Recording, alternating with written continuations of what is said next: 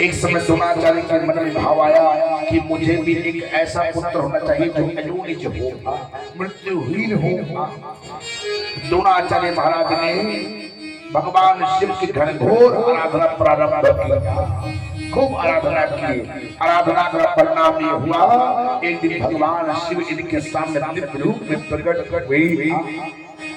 भगवान कहते हैं द्रोणाचार्य, हे ब्राह्मण देवता, मांग मांग वर जो तू ही भावा। बोलो तुम्हें क्या चाहिए? आज द्रोणाचार्य कहते भोलेनाथ, हे महादेव, यदि आप मुझ पर प्रसन्न हो तो मुझे पुत्र चाहिए। बोले कैसा पुत्र? ध्यान सुनना। स्वासयम तनयम देहि सर्वाजयम महाबलम।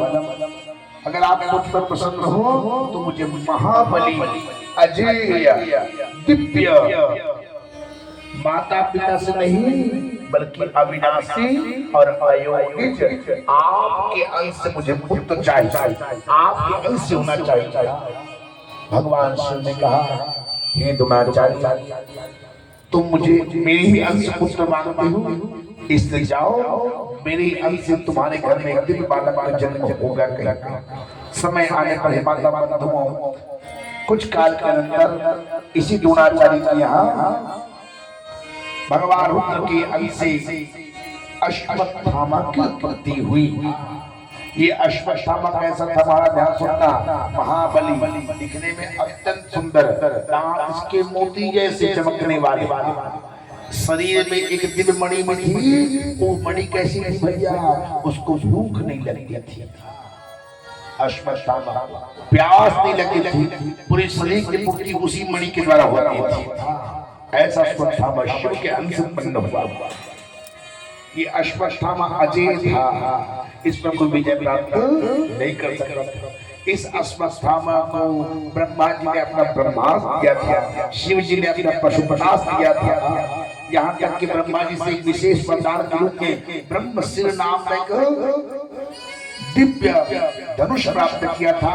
ब्रह्मशिर नाम का एक बाण प्राप्त किया था, जिस बाण को चलाने के बाद सर्वत्र विजय प्राप्त करता था। हे माता बंधुओं, जब ये अश्वत्थामा कथा आती है महाभारत में, बोले महान समय की बात है, जब महाभारत का अंतिम युद्ध हुआ, निर्णायक युद्ध, किसका किसका? दुर्योधन के साथ में भीम का गदा युद्ध हुआ।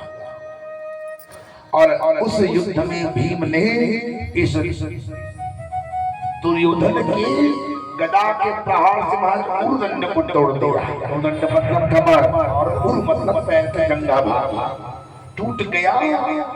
दोनों पैर के जंघा को तोड़ दिया, उर को तोड़ दिया।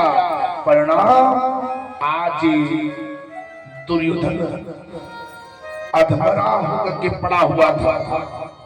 हे माता बंधुओं, आज समस्त पांडव कहते हैं भाई ये तो मरने वाला, अधमरा हो चुका है।